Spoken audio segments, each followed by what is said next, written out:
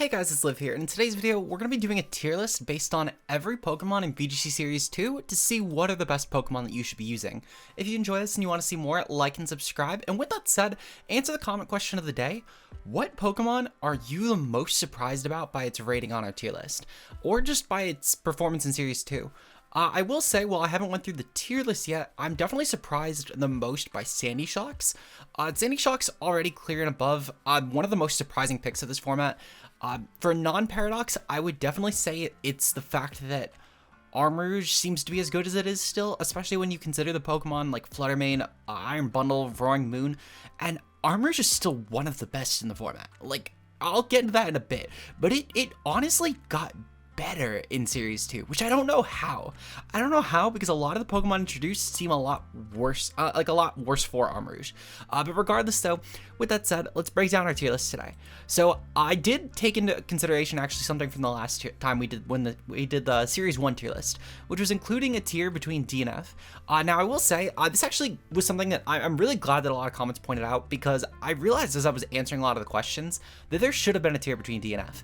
When going over Pokemon that had like an actual niche in this format, like Sunflora for example, and how they were clear and above Pokemon like Vespiquen, which feels like such a weird sentence to say, by the way, that we're in a timeline where Sunflora is one of the best bad Pokemon. Truly just mind-numbing how that can even be a sentence. Maybe that should have been the answer if I asked this question in the Series 1 tier list, but regardless though, I saved us all the effort, and I put down the F tiers already. This is a whole tier of Pokemon that I had nothing to say about. For anything that I think people might ask, why are Chansey and Blissey here? The general recovery nerf, they also just lost a lot of moves. Why is something like Camerupt, why is Camerupt here? The typing's unique, Trick Room option. Camerupt just has too many weaknesses to common mons, and it's not slow enough, frankly, for Trick Room to be like a truly monstrous option. Maybe you're asking about Cacturne. Maybe you really like the fact this is like a water immunity. No, Cacturne just sucks. Love Disc, Swift Swim, nope, just sucks. Like in general, a lot of these Pokemon suck. Even as far as the newer stuff goes, stuff like Bombirdier, Mabastiff, Squawkabilly, these are really just YouTuber Pokemon. If we're gonna be honest with each other, come on, you might be seeing me run this on a team because I think that it'll click well, but it's not gonna do well. Like, don't use these Pokemon. If I ever make a team with these Pokemon, don't use the team. It's bad. But that's everything in F tier summed up in like 60 seconds. You're welcome. Now everything else, and you're gonna see some really ratchet stuff, but everything else I can actually think of a reason. Like, it might be a dumb reason, but that reason alone, if it has even one, puts it in E tier.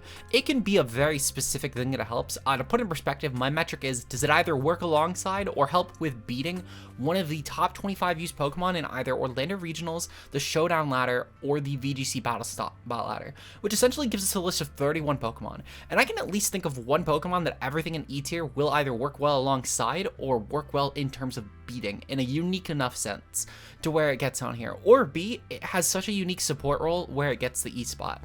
The D spot is going to be for Pokemon that actually have a niche against or using more than one specific Pokemon. This might be a specific archetype it plays really well on, or whatever.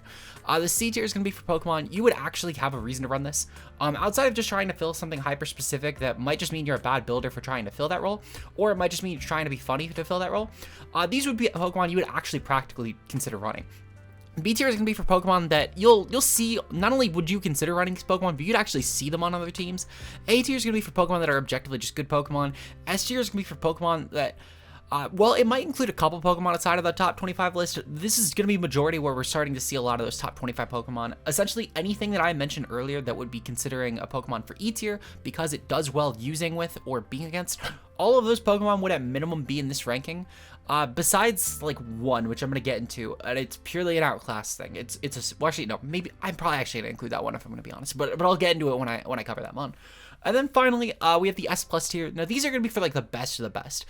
You, objectively speaking, would not be able to go through like 5 games in a row without seeing these Pokemon because they're that overwhelming and they're that centralizing. But with that said, and with the tiering defined, Raichu. Now, in the Series 1 tier list, I think I gave this like a B or a C tier. I'm definitely going to give it this a D tier though. Raichu definitely definitely got a lot worse in this format. Just general power creep, and you're going to see a lot of Pokemon just go down a couple tiers in this tier list, to be completely honest. Unless they're going to E tier, which, I mean, some of the F tiers might rise to E just because it should have existed to begin with.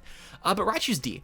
It still has a good niche in terms of, like, fake out, but truthfully, I think this could have been, like, a B tier if you gave it Electro Web. Sadly, though Electro Web is cut, it really only has fake out in the electric community, which, for what it's worth, is okay in this format, but I wouldn't really justify it. Like, there's not a lot of electric weak Pokemon I would really throw this thing next to.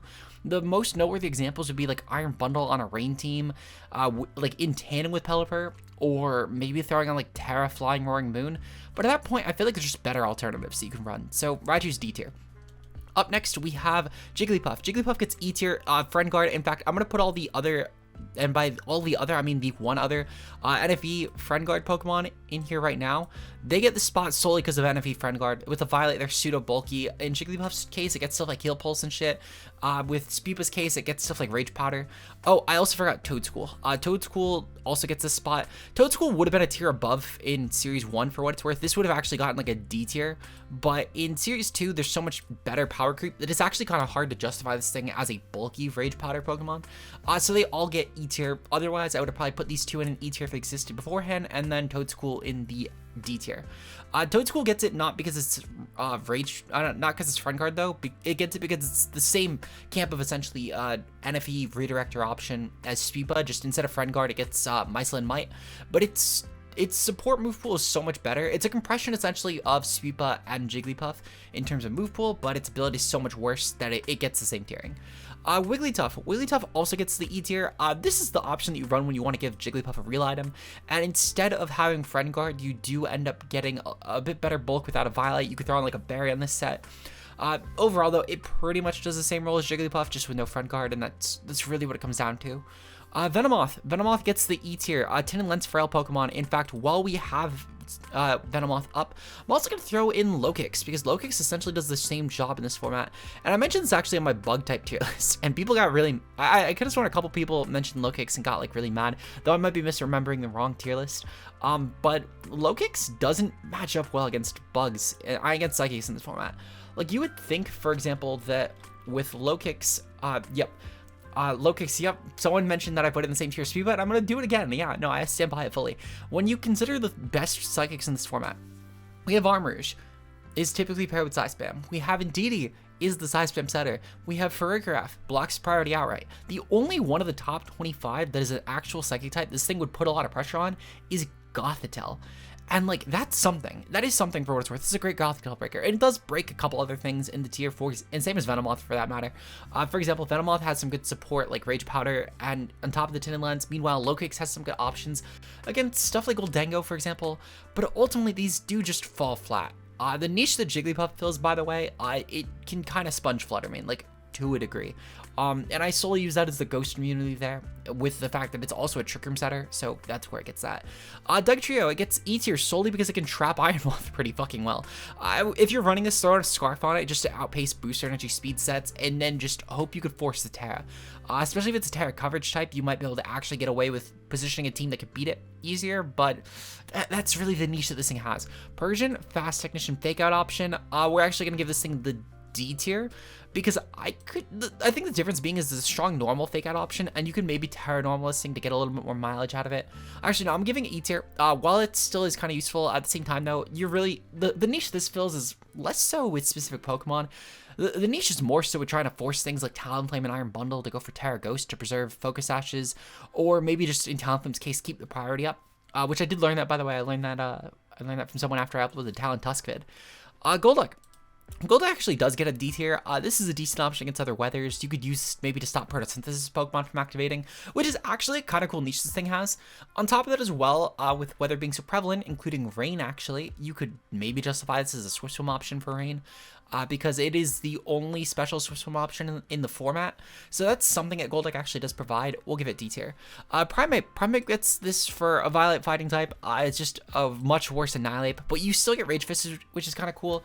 And Annihilate does get some usage, so I'm gonna give it the E tier. It's kind of bulky. It can take hits from like stuff. I don't know. It's kind of an okay Mon. Arcanine. Arcanine's Final Air Fist is a really good Pokemon. This actually gets an S tier. Arcanine got a lot better in this format. If you guys didn't know, a lot of this format is not actually running Clear Amulet. There's a couple things that are. For example, Great Tusk is running Clear Amulet. It's the most common item. But if we look at other Pokemon in like the upper echelon, really the only other thing that I can think of that kind of runs Clear Amulet is Garchomp. But I don't even know if I'd really say that Garchomp fills that upper echelon. Spoilers, that's the Pokemon that I was saying like is the one outlier here in my opinion. But I mean, otherwise though, nothing else really runs it. And even still, Garchomp is in kind of a weird spot anyway, because it doesn't even commonly run Clear Amulet. So it's really just Great Tusk here that actually even considers Clear Amulet, which it says a lot because we have a lot of other physical attackers on that top range, stuff like Kingambit and Annihilate, which while they do pressure with the Defiant, you can still actually burn these Pokemon pretty easily. They don't commonly run, well, Annihilate does commonly run Terra Fire, but it doesn't usually like to click it unless you're running it with mouse. But Kingambit doesn't really ever run Terra Fire. Stuff like Roaring Moon as well doesn't usually run Terra Fire. It typically runs Steel, Ground, Flying, all above that. In terms of other Pokemon, you have stuff like Garchomp, for example, obviously doesn't really run Terra Fire, it runs like Steel or Ground. So when you get into a lot of these, you can actually burn a lot of shit in this format, as well as go for the Intimidate on physical attackers. Easy S tier in my opinion. Oh, also you get some nice Snarl support for special mons like Gholdengo, which is really valuable. Again, S tier. Slowbro. Slowbro's gonna get the D tier. Fizdef Trick Room option, it's kind of okay. Wouldn't really recommend. But the option for that, as well as with like Oblivious, for example, to get around Taunt, that's something this actually does provide, as we're still seeing some Taunt options, though they have shifted away from Prankster Taunt, which does make the Oblivious niche this thing has, as far as Trick Room Setter goes, a little bit more valuable. Still in the D tier, though. Cloyster gets E tier. If nothing else, you could maybe throw this thing on Tailwind, and it could be good for Focus Sash options like Talonflame, Mouse Hold, etc. That could be an actual niche this thing has, but I use that in the very loosest sense of the word. Gengar. Gengar's actually kind of cool. While Fluttermane is objectively better, this thing has a niche against other fairy types, and it could be decent on Tailwind. I'm gonna give this a C tier because I think it's really just the sense of, while Fluttermane is objectively just a better mon to run here, Gengar's role is still actually fairly useful. It's still a 110 option, which is something. You get stuff like Perish Song still, which is something. Like, you get a lot of Fluttermane's same utility, just with the different typing, and the typing does benefit a lot against potential Terra Fairy mons. We could maybe see an upscale in this, depending on if we get some really bulky Terra Fairy options, but until then, I do think a Gengar will just objectively be outclassed, though still somewhat viable, quote-unquote. Electrode. Electrode gets E tier, and this is less so for a specific mon, actually. It's technically speaking the fastest non-Scarfer in the format as far as viable Pokemon go. Again, using that very, very loosely. But one thing this does actually give, which I did have to concede, Randy, if you're watching this back, I concede on this one. It does get Thunderwave, which is something. That's a fast Thunderwave option in the tier is something. And the fact that nothing outpaces it without a Choice Scarf or Tailwind, that's also something. Or I guess Booster Energy, but the point being is it's something. You can throw like a Scarf Thunderwave set, and you can massacre a lot of teams with this just by crippling a really fast Pokemon. So, E tier. Scyther. Scyther gets E tier. It's kind of a bulky Pokemon similar to Primeape. It's not that it's great, but it's good enough, and the speed at 105 is kind of useful. You can maybe force some really weird Terras, and by going for something like a Terra Flying, you can boost just in general the damage output with Technician. I'll give it E tier, just because it's like a really shitty Scizor, and that's about all I can say about it. Next we do have Tauros Blaze. Now Tauros Blaze actually gets a C tier. Meanwhile, Tauros Aqua gets a solid B tier. Now I will say that both of these Pokemon are definitely outclassed by Arcanine, which has proven to be the new Incineroar, as everyone thought it would have in Series 1. It's finally taking up the mantle. Tauros Water has been a little bit more useful, though I will say with stuff like Iron Bundle on the rise, it's definitely not as good right now. With considering a fact, especially if we go into three of the top five Pokemon, they beat Tauros Aqua better than Tauros Blaze.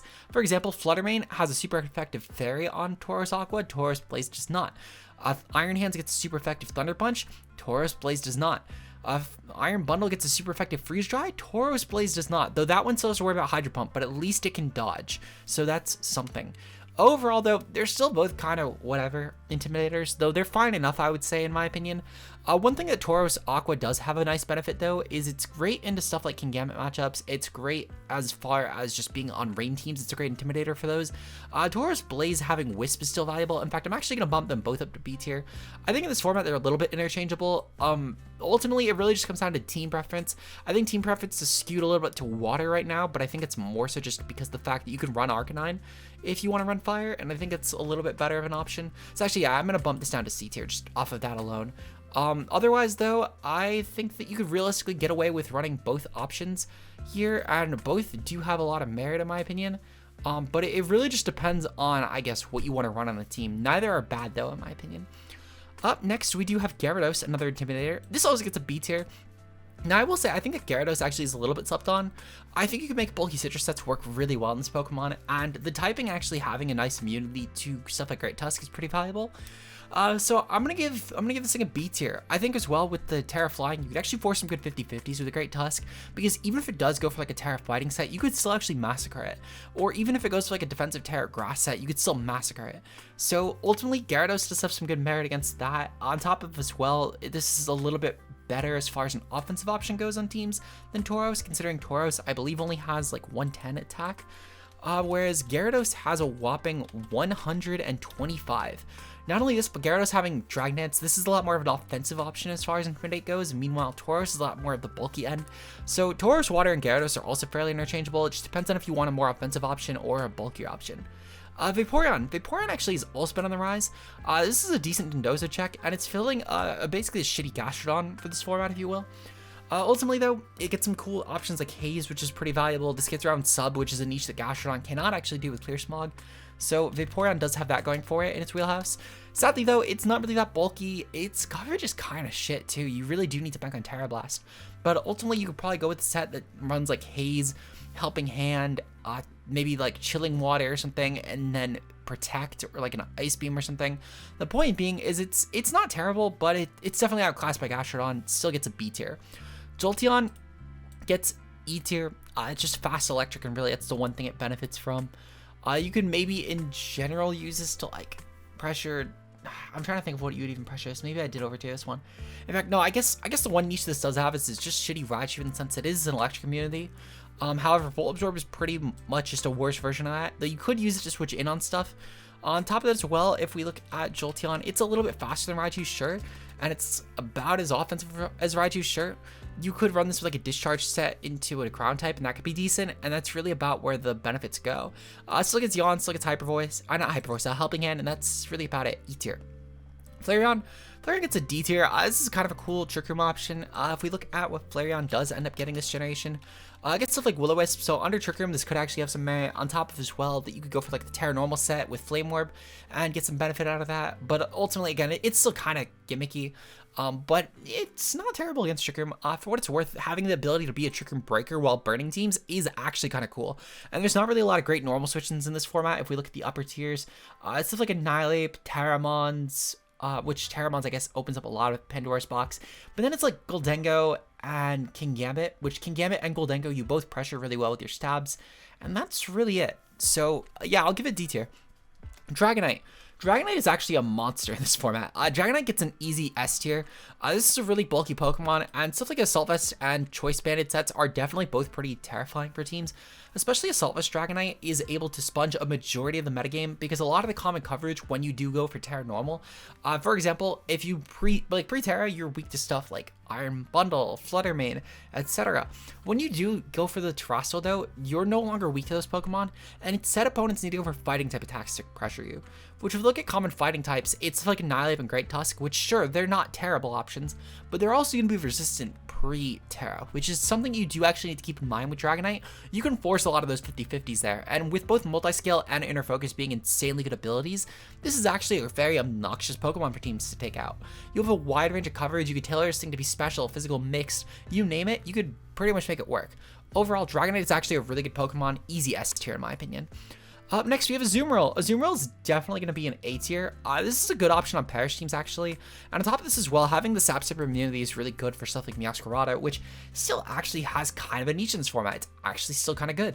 I thought it would fall off a lot more than it did, but Meowscarada is still prevalent.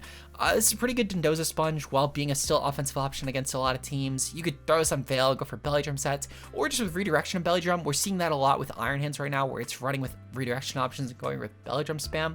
So you could do the same with Azu, and it actually is a decent matchup into Iron Hands, considering you could go for like a Terra Fairy set. and just start massacring it. Overall, though, still a decent option, and one benefit this does have over Iron Hands, I will say, speaking of that belly drum set, is you could actually utilize the priority with Aqua Jet, assuming you're not fighting Psy Spam, and that's also a pretty decent option that Iron Hands doesn't really have, is priority outside of Trick Room. So regardless, though, Oz is still a decent A tier, really good Pokemon in my opinion. Moving on to Jumpluff. Jumpluff gets an E tier solely for the fact that this is a decent Tailwind of Rage Powder redirection combination, so it gets E tier off of that. Sunflora, E tier, kind of cool Trick Room option still with Terra Fairy. You could, in theory, pressure Roaring Moon with that, which is something. On top of that as well, your coverage is actually pretty good, and your base 30 speed underpaces a lot of random Pokemon. So we'll give Sunflora E tier, especially on a team with like Great Tusk, for example, or some other Trick Room oriented Sun team. You could actually maybe take advantage of the Sun as well, and Torkoal plus Sunflora could in theory do some work, but it's still very fucking niche. It's just, it at least has a purpose or a team role that is above the F tiers. Espeon, E tier. Redirections on Magic Bounce is kind of cool for stuff like Yawn shenaniganry against like bulkier Dozos, or just T-Spikes, I guess, on Dozo teams could be in theory useful, but just use Hatterene. Umbreon gets a C tier actually, pretty good evolution, one of the best. It makes the top 3 in my opinion, because it's definitely better than Glaceon and Leafeon, but still worse than Sylveon. Umbreon though has a nice niche with stuff like Snarl, for example. You get some really good support, and besides Vaporeon, which purely has the niche above because of the fact that it has a good matchup against Dondozo, this is probably actually the best support related evolution.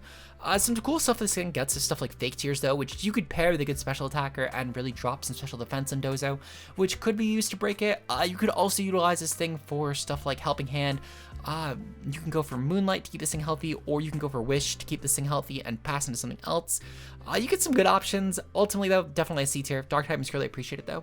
Murkrow. Falling off. This is one of the 2 controversial S tiers. I think I'm still gonna actually give it the S tier. Actually, no, you know what? I'm going to break my rule for this one. This is one of the 2 Pokemon, and I'm going to break on a Garchomp as well. I'll spoil that right now. Murkrow is an A tier. It's one of the only high usage Pokemon I actually don't think is an S tier anymore. I think that realistically, Murkrow is a little bit too passive for this format, and I think that despite the fact that you're still seeing some Murkrow usage, typically as you go up in the ladder, you're going to notice that Murkrow will fall off a bit. Though, I think that Murkrow isn't bad by any sense. It's still a great Tailwind option with Haze as Royal Compression for Dondozo. Actually, no, because Dondozo is still really fucking prevalent. I'm going to give this thing A tier. I'm going to give this thing A tier, but it is definitely, not A tier, S tier, but it's definitely one of the weakest S tiers. It's purely for the fact that Dondozo and Taltagiria are still a lot more prevalent than people thought they would be. So I think Murkrow is going to be rising a bit for that. But at the same time, it's still really passive. It's a lot worse in this format than it was in Series 1. So it went from being probably the best or one of the best S tiers to one of the worst S tiers by a good amount. But Murkrow's still fine. You could still run this thing in theory and make some good use out of it. But it's really, it kind of has to be Roll Compression at this point. There's not really another reason you would actually run this Pokemon in my opinion.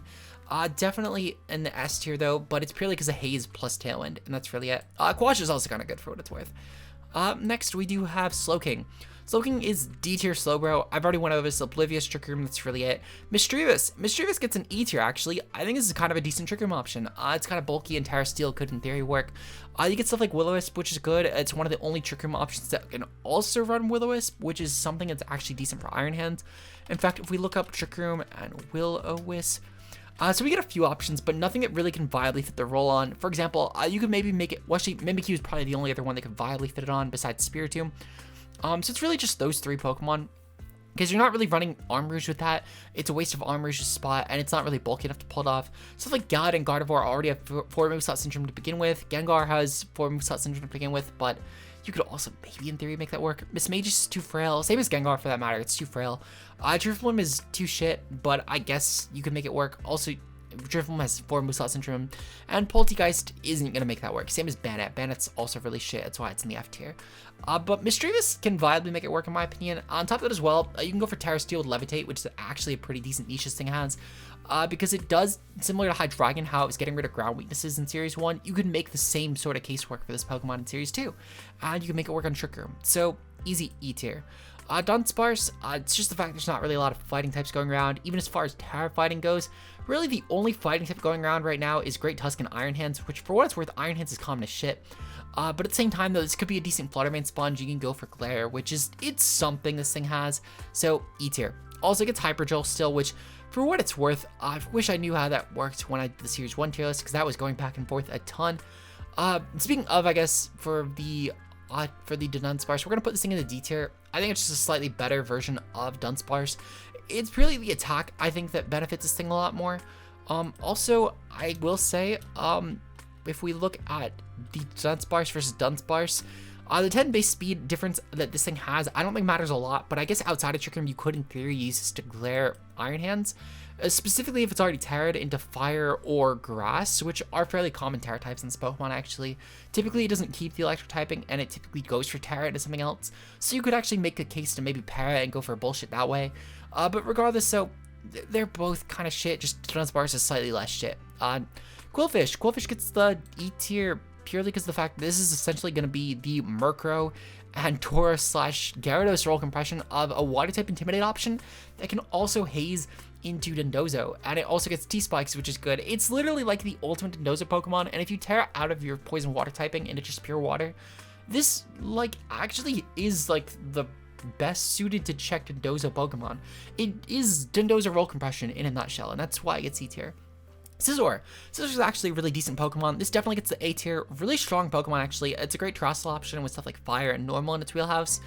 Steel is also not bad.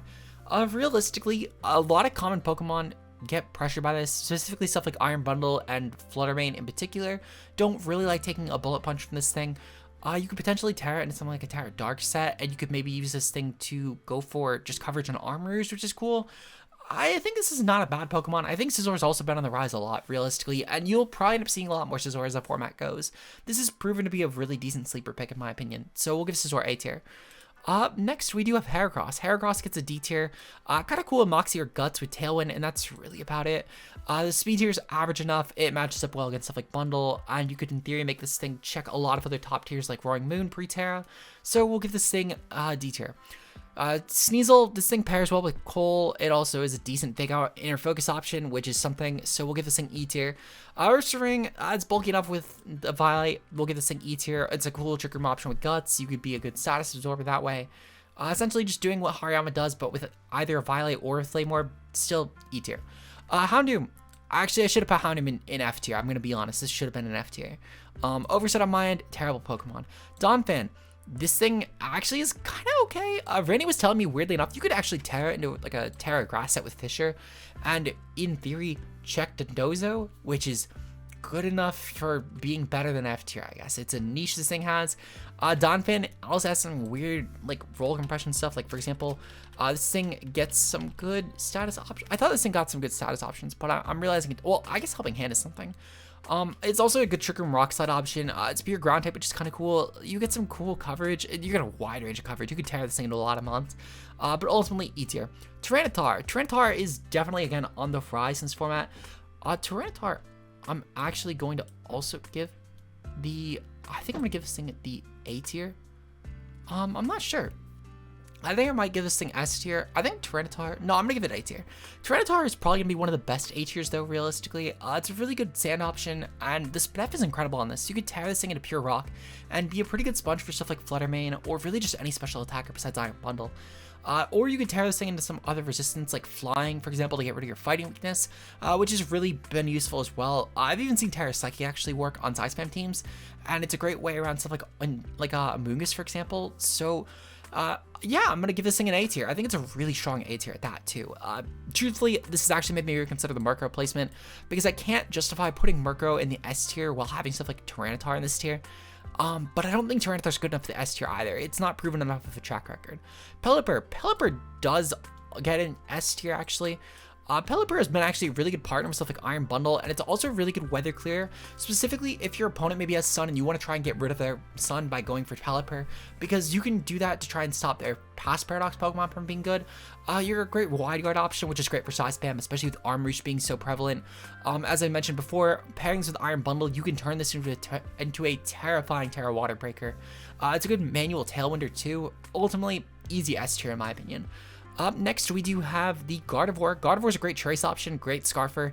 Easy C tier, actually. This is a cool niche Dozer counterplay option where you can go for stuff like Trick Scarf. You can go for stuff like Thunderbolt, Moonblast with Terra Fairy. You have a lot of different Terra types that work in this thing, too. You even get stuff like Speed Control with Icy Wind. You can go for Imprison Trick Room. You can get some good roll compression out of Gardevoir, in my opinion. Probably one of the stronger C tiers, but it might go to B tier as we go through. Masquerain, E tier. It's just here for Intimidate, I'm going to be honest. Also, yeah, it's really just Intimidate. Brillium gets a C tier. Spore is kind of cool. You get some cool priority with Mach Punch, which is good for stuff like Iron Bundle. The Bullet Seed as well is good for stuff like Dondozo or Iron Bundle, where you can go for Terra Grass and break them pretty well, especially through Focus Sash.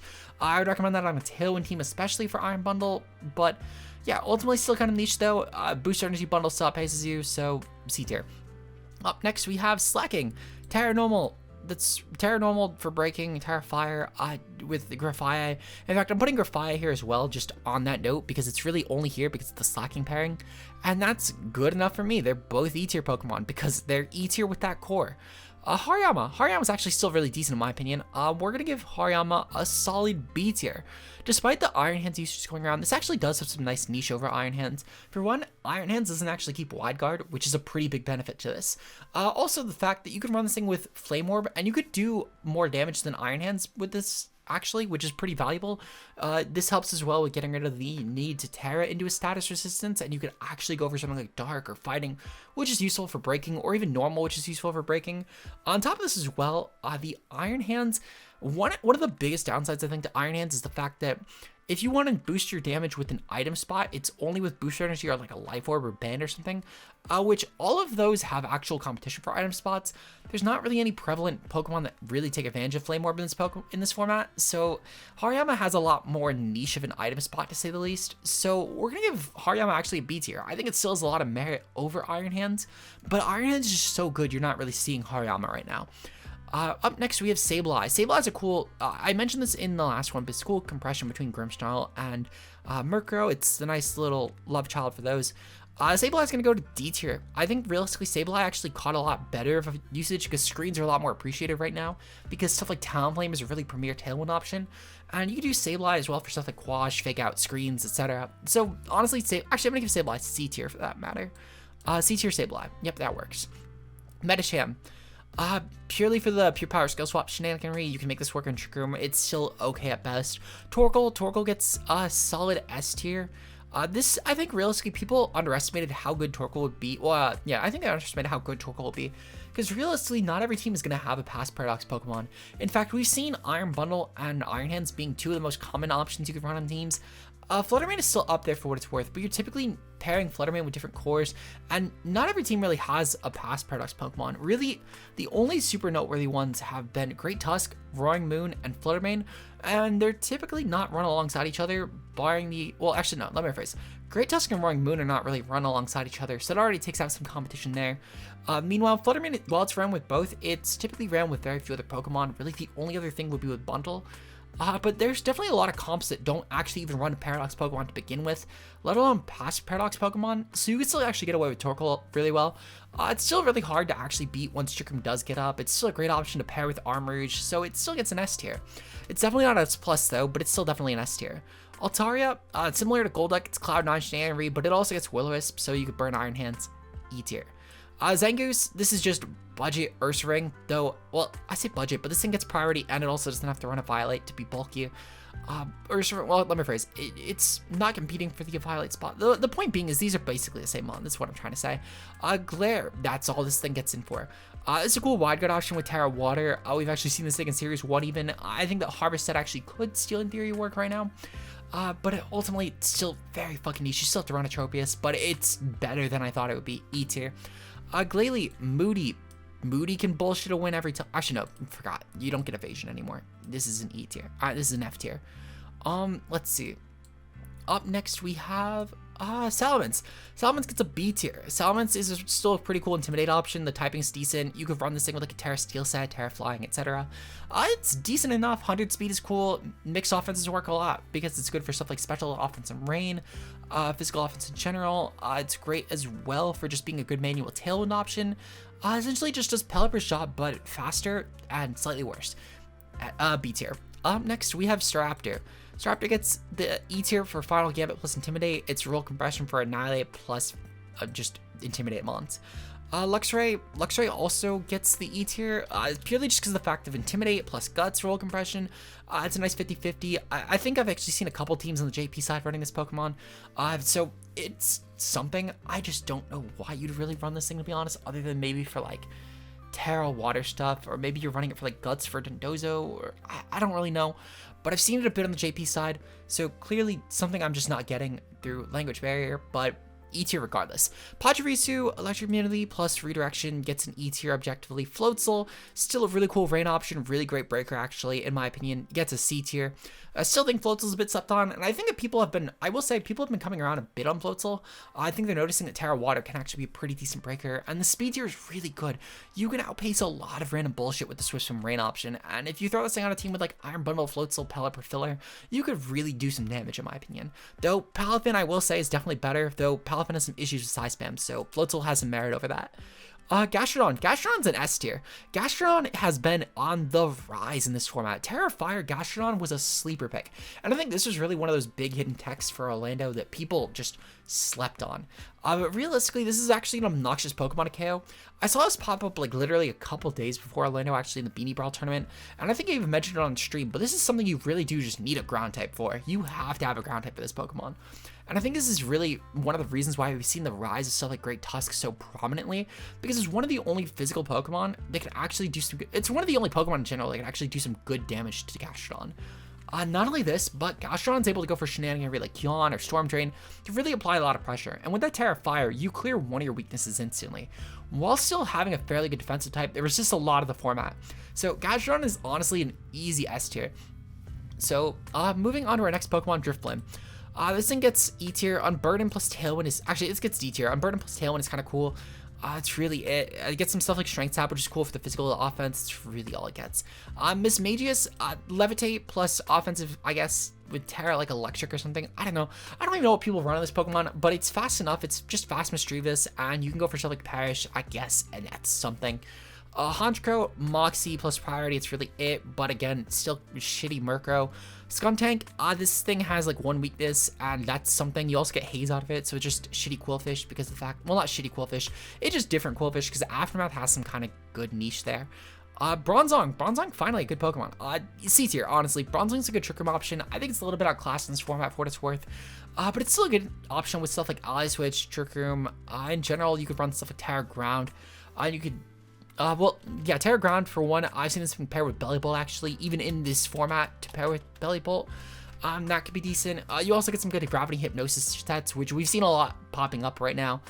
So this thing definitely could actually pull some good use out of this format, in my opinion.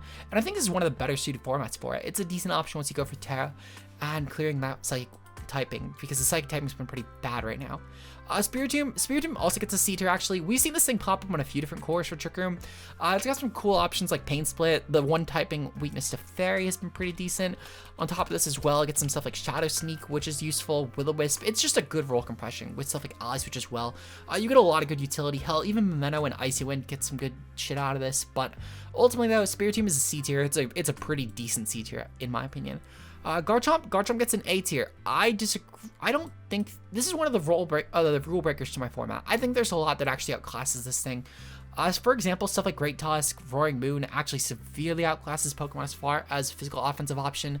Actually, no, you know what? I'm gonna give this the S tier because I'm realizing now one thing it gets that those Pokemon don't actually get is Sword Stance, and that's kind of a big deal for Garchomp actually. Having Sword Stance to really break through teams helps it a lot, especially with stuff like Tantrum in its arsenal. So I'm gonna give Garchomp the S tier. Really good physical attacker. You get some really good high damage options out of it, and it's a great Tailwind mon too. 102 speed, this is faster than Tusk. And to put it in perspective, I think you'd actually run Adamant Garchomp, and you hit around the same speed tier that Great Tusk actually hits. Which, let me double check that real quick. 154, you actually just outpace Great Tusk, which is, again, another pretty decent benefit to that. So we'll give Garchomp the S tier. Lucario gets an E tier. Actually, no, it gets a D tier. Terra Normal with E speed is kind of good. The priority is decent enough. Inner Focus helps without getting flinched, and that's really about it. Also, you can clear Steals and Fairies, which is decent with its typing. Powdon's a cool Fizz Death option for Sand Setting. I think it's just worse Tyranitar, but it gets some good niche like Manual Recovery, as well as Fizz Death option, which is better suited for stuff like Annihilate, Roaring Moon, Iron Hands, etc. On top of this, as well, the pure ground typing is decent, and Yawn is some decent support options, so we'll give Powdon the C tier. Toxic Oak D tier, purely just for the water immunity. Water on a dry skin is decent. Also think it gets some good support options like Fake Out, which is decent. Vacuum Wave is decent for pressuring Iron Bundle. We'll give this thing the D tier. Yeah, we'll give this thing D tier. Lumineon, E tier, purely because it's Tailwind plus water immunity, and that's something. Abomasnow gets a solid A tier, actually. Abomasnow has been pretty decent. You can run some sets. I've actually, and I discounted this, I will say, when I played the match, I thought it was a really random thing, but Randy pointed out this is actually a fairly common idea, and when he explained it out, I kind of got it. Realistically, a lot of teams, though, are running Terra Water plus Assault Vest, and essentially, they're utilizing this with Assault Vest with Terra Water to beat stuff like Armories, which is pretty good, or they're keeping their typing to resist stuff like Iron Bundle, and they're incredible sponges. And honestly, I can kind of get it. You're typically pairing this with Iron Bundle, which actually does take over the Aurora Veil option, which is a lot faster than Abomasnow ever could be. And Iron Bundle, seeing as it doesn't really need all of its move slot, was actually able to benefit from this a lot, because you could change out with something like Freeze Dry, because Abomasnow will instead just pressure the water types for you with Giga Drain. So these two actually do pair of really strong offensive core, and I think that Abomasnow honestly does get the A tier. Even still, the Veil sets obviously work really well with like Light Clay, but yeah, Abomasnow is an A tier for sure. Weavile, D tier. It's just a little bit better than Sneasel. Despite the fact that Sneasel gets inner focus and Weavile doesn't, Sneasel being just slower than stuff like Meowscarada does hurt it a bit. Meowscarada being still a really good Pokemon does benefit Weavile a lot, and it's still a decent option to partner with Cole, so D tier. Magnezone gets E tier purely just because of the magnet bullshit. It's decent enough. Ally Switch as well as some good utility, but Magneton's still fairly niche. It's just better than Magneton, so D tier. Leafeon, D tier. Chlorophyll plus, well, actually not C tier, D tier. Chlorophyll plus the Terrifier is still pretty decent. You could utilize this thing for a lot of different random Chlorophyll shit. But like, it's still 95 speed, it's whatever. Sun isn't that great as an archetype outside of just Photosynthesis Mons, which benefit a lot more from this, so D tier.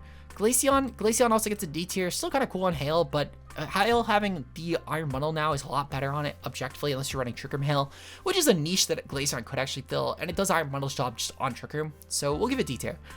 Let's see, up next is Gallade. Gallade's still decent. For what it's worth, Gallade fell off a bit. One of the biggest reasons is that Gallade now requires too many moves. It has stuff like Wide Guard that it needs. It needs Night Slash because Armrouge is a bitch. And on top of that as well, Terraghost Skarkanackle is a bitch. You need stuff like Leaf Blade for pre-Terra Condozo. You need stuff like Sacred Sword, which is great for just a majority of Condozos. You need stuff like Psycho Cut, which is a good stab option and helps benefit terrain teams. Like overall, this thing just needs too many moves. Stuff like Trick Room, Wide Guard, Will-O-Wisp, all moves this thing really just needs. So Gallade is just way too stretched thin right now for what the format actually requires of it. And you essentially need to cut like 3 or 4 useful moves that Gallade would need to check other things. So because the format is too demanding for it right now, we're gonna give it a C tier, though this thing is still actually a pretty good option, and it's still truthfully one of the better C tiers in my opinion. Frostlass is fine enough. Icy Wind plus Focus Sash is good enough. It's built-in Fake Out immunity, so we'll give it that. Rotom, E tier purely because it's faster than the other Rotom forms, so we'll give base Rotom E tier. I almost put it in F tier, but the 91 speed in theory could be useful for burning stuff like Great Tusk. Faster than Great Tusk can get an attack off if it's like a Terra fighting set, which is something that no other Rotom form can actually technically do, so we'll give it the E tier. Rotom Heat is still decent. This thing gets, I'm putting all the Rotoms in D tier for now, but I'm going to drag them up. Well, actually, besides Fan, we'll start with Fan. Fan's pretty shit. It's just Rotom, but bulkier. These two are definitely the worst two. Rotom Frost and Rotom Mow will both stay in the D tier. Rotom Wash and Rotom Heat both get the B tier, actually. Rotom Wash and Rotom Heat, I think, have a lot better matchups against the format right now, with Rotom Wash being a great option to check stuff like Great Tusk, as well as just resisting Pokemon like Torkoal, for example, with the built-in resistance. And you can go for stuff like Terra, Grass, which is, it's decent for the sport immunity, though you could also just run Safety Goggles to help with that. Meanwhile, Rotom Heat is definitely just a really, Rotom Wash also, one thing you could do is run Terra Fire to pressure Amoonguss, and you could essentially try and bait it into going for Terra Water and just go for Electric Stab, or go for Terra Blast and nuke it that way. It's also great for stuff like a Abomasnow in that sense. Meanwhile, Rotom Heat just has that built in with its typing. Sadly though, you do bank on the Overheat drops, but that's fine. You could run Safety Goggles, and you don't have to even burn a Terra to try and make this thing useful for checking those Pokemon. Meanwhile, Rotom Frost and Rotom Mow, they're they're just okay. They could both Terra and interesting typings, essentially just try and be budget versions of Rotom Heat and Rotom Wash. Their typings for Leaf Storm and Blizzard are just objectively more useful than Air Slash right now. Air Slash just is not really needed, so that's the Rotom placements. Moving on, we have our first generation 5 Pokemon, Lilligant. Lilligant fell off a lot. You don't really need it. It's still kind of useful though because of the chlorophyll plus also the sleep powder. So it's niche enough. Sleep is pretty huge right now. So with that alone, we'll give it D tier, but it fell off. Basculin, they both get E tier just because of adaptability, and that's really it. There's not really another reason to actually run it other than, I guess, Terra Water with adaptability on a Tailwind team, but it's a YouTuber Pokemon, if we're going to be honest. It just does a lot of damage. Crocodile gets a D tier. You can run this thing with like Beat Up and Annihilate, I guess, which is something, well, still Roll Compressing the Intimidate, which is something that Mousehold can't do, but it's really the only thing you would get out of this outside of maybe like a good Arm Roost check with Assault Vest. Zoroark, E tier just because of Illusion. Gothitelle is really fucking good right now, guys. This has been probably one of the best Gothitelle formats in a while, and I genuinely do mean that. I can't think of another format that Gothitelle has been this good since like VGC 2019, 2018, and even still, it's probably better than both those formats, if I'm going to be honest. Besides a small surge in 2018 where Perish Rain was really good with like Politoed, Mega Pert, but this is one of the best Gothitelle formats we've had in a long while. Gothitelle is running around with Screamtail, and it's kind of a nightmare, actually. This is a great check to just a majority of the Pokemon.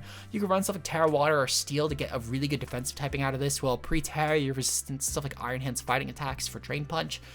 You're able to really beat a lot of teams with Gothitelle because they're offensive enough to where you can warrant running a bulky strategy like Perish Trap, but they're so not good at breaking teams without like an immediate damage boost like a Bulk Up, Sword Dance, etc., to where Gothitelle does just benefit in this perfect little window where we don't have stuff like Chi and Pao yet to really just shatter it outright, but it's so good at just stalling a lot of teams to where they essentially need to get the Sword Dance turn perfect or like the Dragon Dance or Bulk Up turn perfect, or they just lose to Gothitelle.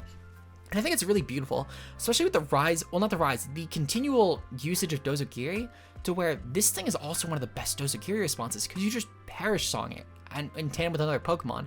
And while you don't need Gothitelle for it, a lot of the archetypes you run Perish Song on are Gothitelle archetypes, and Gothitelle is still a great partner with those, so S tier. And it's truly, in my opinion, one of the best S tiers right now. I think it's better than everything currently listed so far besides Arcanine, and it's still going to end up in like the top 5 for this tier, in my opinion. It's truly, I think, while I wouldn't say that Arcanine is centralizing enough to put it in the S tier, I think Gothitelle is, but it's not good enough to be better than Arcanine, so it's a little weird window, but I think these two will probably be 2 of the best S tiers that we have. I think it'll become a little bit more clear when we get into our first S pluses.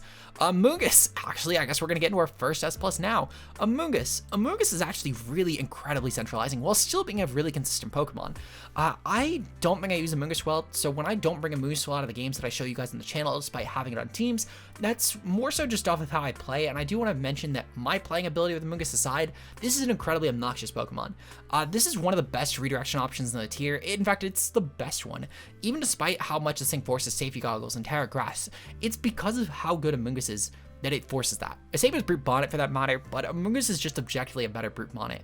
Having the Fairy Resistance built in is really huge, and the only area that Brute Bonnet really benefits from is the fact that it has a built-in resistance to, well, immunity to Psychic, which Amoonguss has actually started adapting into Terra Dark sets as well as Terra Water. And normally it was just Terra Water, but now it's essentially just trying to play Bonnet's role too, while having a bit just better of a pre-Terra typing for the format currently.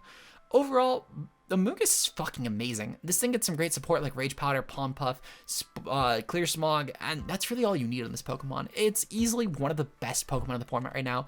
Incredibly centralizing. This thing forces so many random Terra Grasses on so many random Pokemon that would otherwise not run it. So easy S plus in my opinion. And this is the gap I was talking about with Gothitelle, where Gothitelle is still really centralizing. It's still really good, but it's just not as consistent as Amoonguss is. Regardless though, Alomomola, actually, this also should have been one of the fucking F tiers, which is really shit. Eel, Levitate plus Terra, it's something for this mon. Coverage is really good too, you can throw on like Assault Vest. Haxorus, this is kind of a cool one actually. Haxorus is an E tier, but it's kind of a decent option as far as breaking goes. You get slightly lower speed than Garchomp, though you still get some good options like First Impression for priority, which is, it's decent enough against teams that aren't size spam, but similar to the Low Kick's argument, it doesn't matter when a lot of the best Pokemon that you would use First Impression on have immunity to priority. So still a decent option to Tailwind. This could actually be a decent breaker with like Terra Ground or Terra Fighting set. I'll give it an E tier. I think I kind of want to explore this mon later on. A commenter actually did get me on this mon, so I'm going to try it at some point soon in this format because I think it's interesting. Just, it's a niche as fuck Pokemon. Beartic, Swift Swim plus Slush Rush. It's the fact that both weathers are good. I'm actually going to give it a D tier, and it's purely the fact that both weathers are usable, and I've actually seen some Beartic usage, funny enough, so we'll give it D tier. It's good enough offensive options. E tier, Levitate, Icy Wind. I still don't think it's that good, but it's something. Terra Steel is something. A Violate, or just, again, just budget King Gambit. Overall, just use King Gambit. Braviary, this thing gets a D tier. It's a cool Tailwind option with potential for stuff like Hustle. I think this thing gets Hustle. No, it's Defiant. Defiant and Sheer Force are still pretty decent on this mon. They're decent enough. Tailwind is cool. The coverage is good enough. We'll give it D tier. Let's see. Hydreigon. Hydreigon is still really good. This is definitely an A tier though now. No longer is Hydreigon one of the best Pokemon in the format. It's actually gone down quite a bit in usage. For what it's worth, Hydreigon still definitely is decent though. Terra Steel and Fire Sets are still incredible. Crit Set's still good for Dozo matchups. It's just, Hydreigon has a lot better of a power creep now. It's no longer one of the best offensive breakers with Scope Lens. It just gets outbeaten by stuff like Flutter Mane, which forces you to Terra really inconveniently. And especially when Flutter Mane is typically not only brought with, but also led commonly with Iron Bundle. That's such a bad situation for you to be in because they can essentially just go for Moonblast and Hydro Pump and beat you in every scenario that you go for, barring Protect.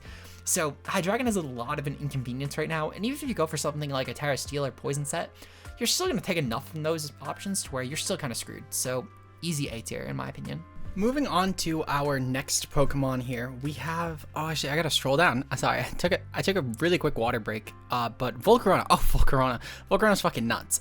Really good Pokemon right now. I'm not sure if I want to put this in the A or the S tier. I feel inclined to put this in the S tier actually. It's definitely in my opinion a lot more prevalent than Garchomp. But at the same time I feel like it's again one of the, no actually I take it back. Volcarona is still pretty decent. For what it's worth, Volcarona is very Terra mandated currently. I think in Series 1 you can get away with not tearing Volcarona in a lot of games, though it was always technically Terra mandated, to be completely honest. I think in Series 2 though, you basically are bringing Volcarona in almost every situation to go for Terra on it, which is fine. It's a great option with like Terra Water, Terra Grass, it's even Terra Fairy I think I've seen a little bit, but ultimately you kind of do need to Terra this mon if you're bringing it. Like your team should be built around, if you're bringing Volcarona, it's going to Terra, and if you're not bringing Volcarona, have like a backup Terra mon that can Terra. And that's really how you kind of have to build around Volc, which is fine. It's not a bad thing. It's very different than I think a lot of these top tiers where you can get away with not Terraing stuff like Pelipper, Dragonite, Garchomp, despite them being good Terra options, or even especially Gastrodon. Well, actually, no, I take that back. If you fight a bundle, essentially, you need to commit to bring Gastrodon or Terraing it, or just not bringing it at all. But Volcarona, though, has to do that with like a lot of different Pokemon right now, which is fine. It's still a really good mon. Really great with stuff like Rage Powder. You can go for stuff like Struggle Bug, Heat Wave. You get a lot of good options, and this is very spread oriented right now. However, that means that you're running Heat Wave, and you're gonna miss a lot of your Heat Waves. So I don't like Volcarona. I don't like it. This thing misses too much. S tier. Vivillon gets the D tier solely because of Friend Guard and the fact this also gets some good Rage Powder and Tailwind Roll compression. You can also go for like the Compound Eye sets for Sleep Powder, and that also works, and I've seen it around a lot, but it's fine enough. It's definitely at least one of the better D tiers in my opinion. Up next we have Dragalge. Dragalge I've actually weirdly enough seen as well. It's a kind of cool Trick Room option actually, funny enough. And on top of that as well, it's a Trick Room option that gets T-Spikes for Roll Compression, which can help for stuff like Dozo matchups. So I actually do think that for what it's worth, this actually has some decent merit, and I think that Dragalge is another mon that I kind of want to try soon. I saw a couple teams actually on the VGC pace thing that had this, so I saw at least one team, but I definitely want to try this out. I think it would be a really fun mon in Trick Room, and it's a cool enough option for Dozo, so we'll give this thing a D tier. Florges is probably, in my opinion, the most interesting Pokemon that no one is using right now. I'm actually going to give this thing a C tier. There's a few reasons for this. For one, the Symbiosis ability that used to be incredibly useless actually has merit on Florges in this format because of how much Pokemon are running Booster Energy, which essentially, for Symbiosis, for anyone who doesn't know, this ability works where Florges will hold an item, and whenever the ally uses an item, if they use it on the turn that Florges is out on the field, Florges will immediately pass over the item. Now, they need to be on the field at the same time. You can't just switch in something well, so let's say pop a booster energy and switch in Florges and pass the item, has to be at the same turn. So it's a little bit of a downside that you essentially will in most games have to lead off with Florges and that Paradox Mon, but it can be so worth it. You can go for stuff like, for example, Choice Band of Roaring Moons after going for a speed booster set. You can go for stuff like, for example, Choice Specs Flutterman after going for speed boosting. You can go for maybe like a Life Orb set as well, or like a Focus Sash even to try and preserve Flutterman's health while still getting the speed boost, or you could do the same for Iron Bundle too, for that matter.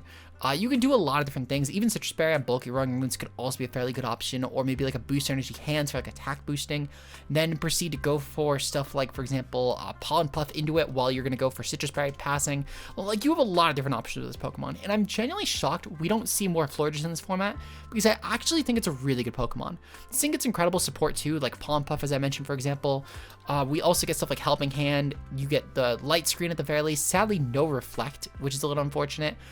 You could even, in theory, go for stuff like Trick if you wanted to use Florges to maybe take an ally's item and then pass that and continue the cycle with a consumable by maybe passing like a Citrus Berry or something like that. So I gotta give it to Florges. I think it's an actually really decent C tier. It's a pretty bulky split F option too, which you could tear it into something like a bundle or a Flutterman check.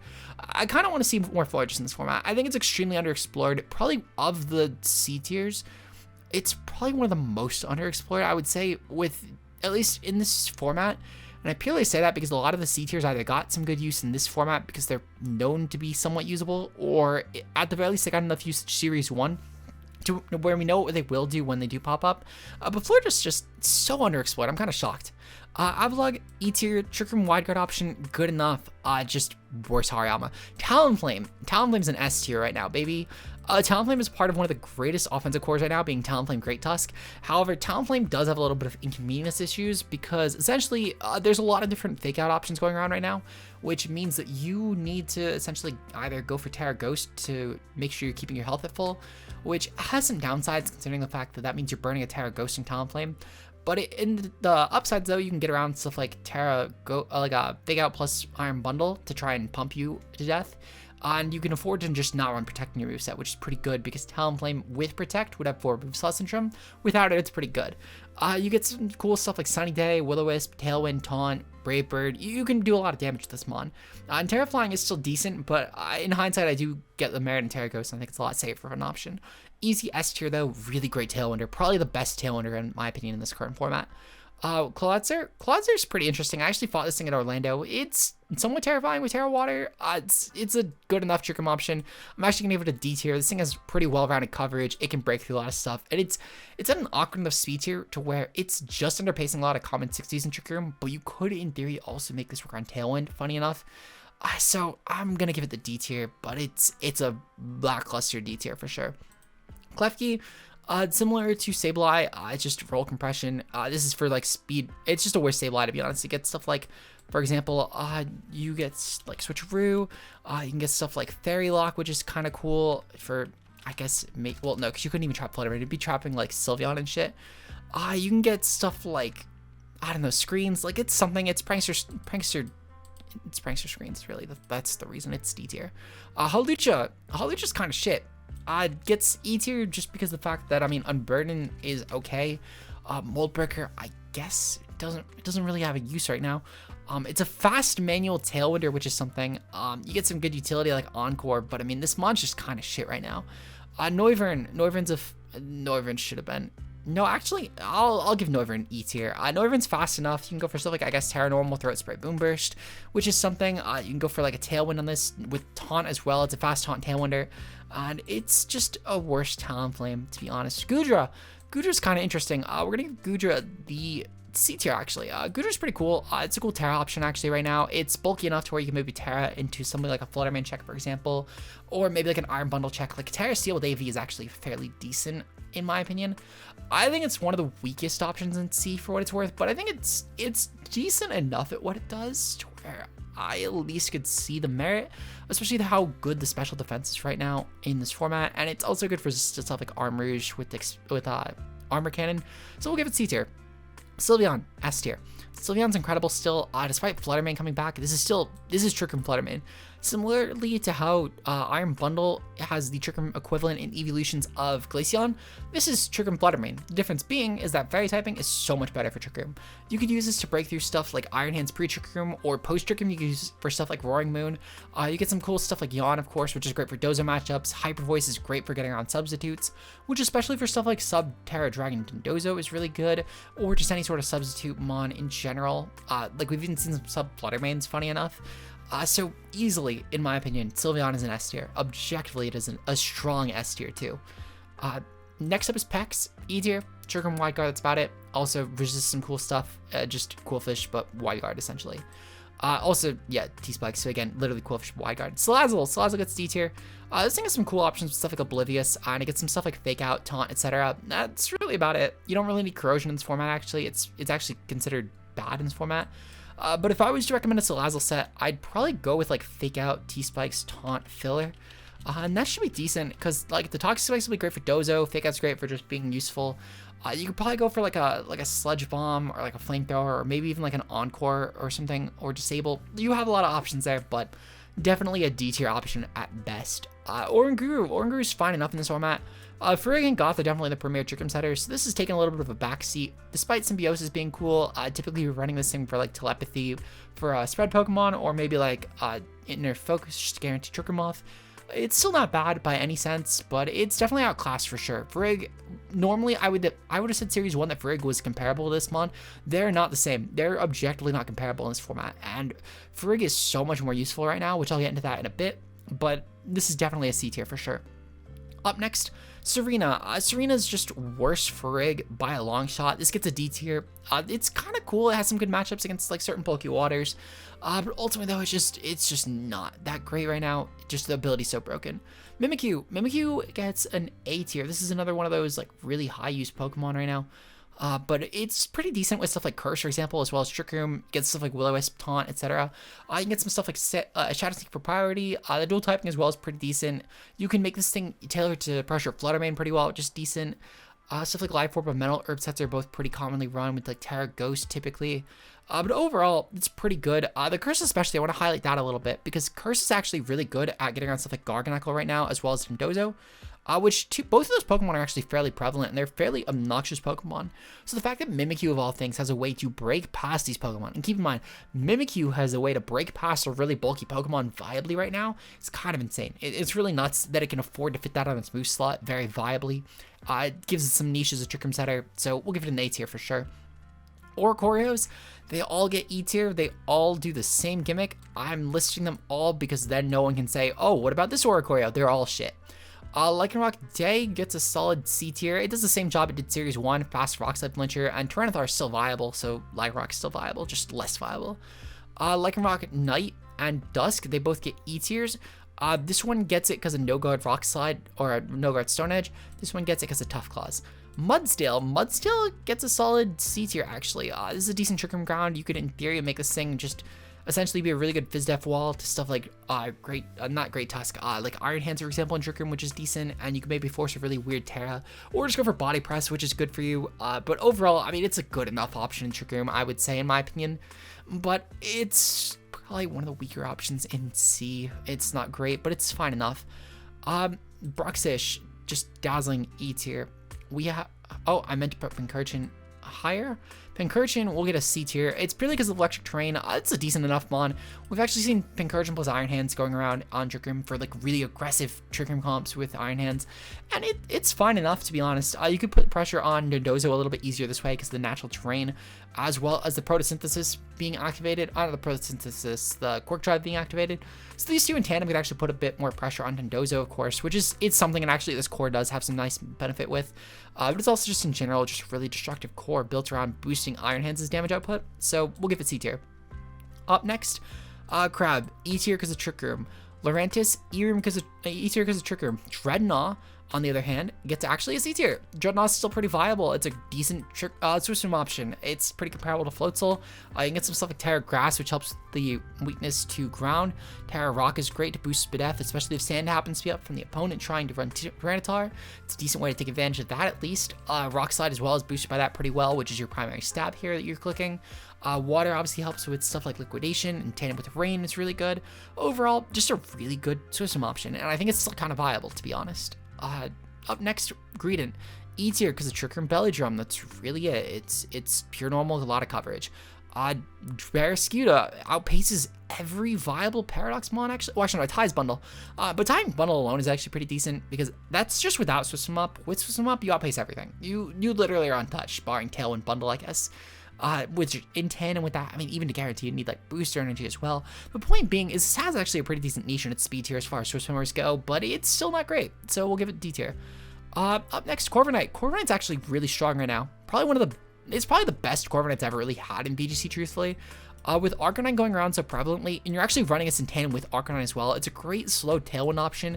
I've seen some really random Terra options too, like Terra Steel, Flying, Water, etc. You're probably throwing Ground as well in that merit, but you have a lot of good Terra options for this Mon.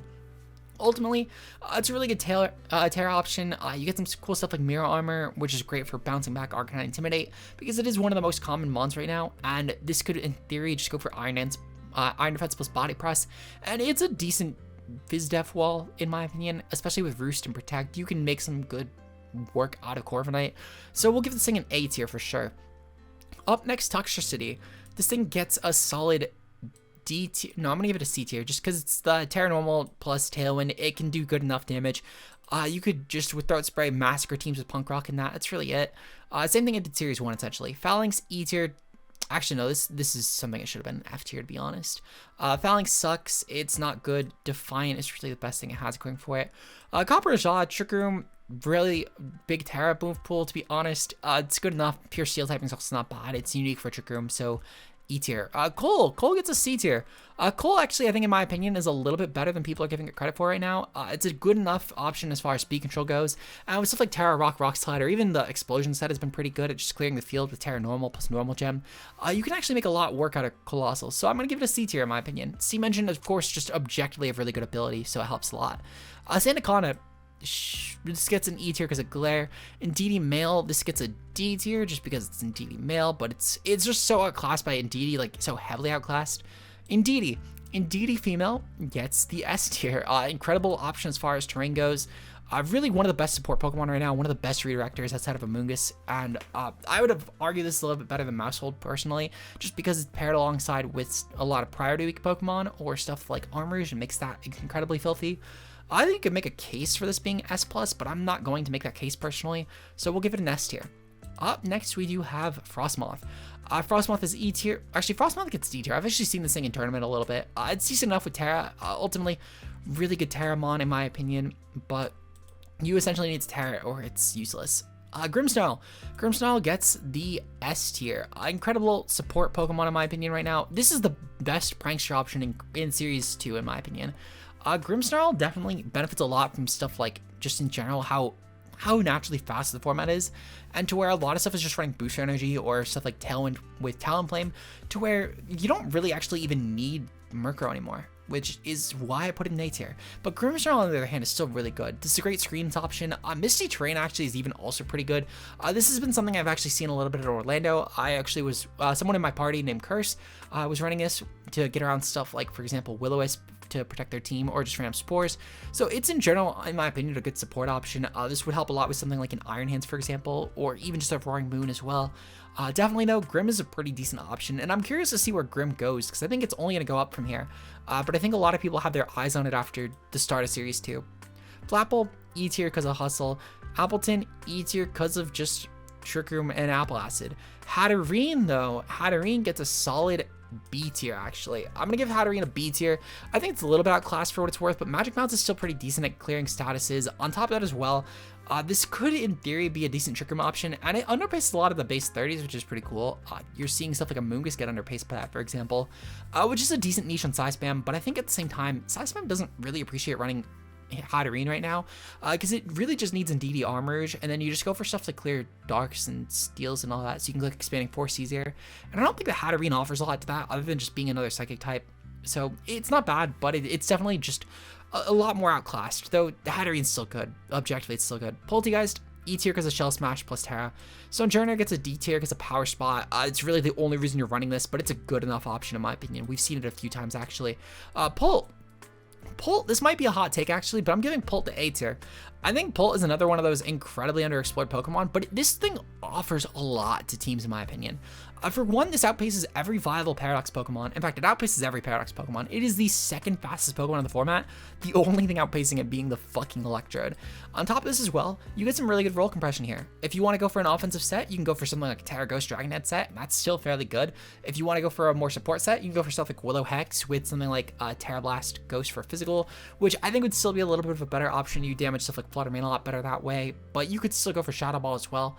You get stuff like Dragon Darts, which is great for breaking sashes, and especially because a lot of the time Flutter Mane is on lead, you could in theory use this to dual target Iron Bundle, which is pretty decent, as you could use this against a Focus Sash set, go for like a Terra Dragon boost set even further, and then most likely be able to KO it. I'm curious about the calcs now on that, because I feel like you can KO Iron Bundle. At the very least with the Terra Dragon, I feel like you could. So Iron Bundle versus a Dragapult with the... We'll take off the Choice Band. Never mind. Well, I guess with Life Orb, you could, in theory, do it. Because, realistically, yeah, okay, well, shit, I guess I stand corrected. Oh, never mind, this is for one hit. 2 hits, yep, 2 hits. So, with the Terra on the Dragon, you actually do guarantee the KO. So Terra Dragon, well, you basically guarantee the KO, I should say. You do need Life Orb for that for what it's worth, but it's still fine, because Pull actually outpaces, like, everything viable. So, really, it's only versus booster energy sets. So, I think this is a mon that...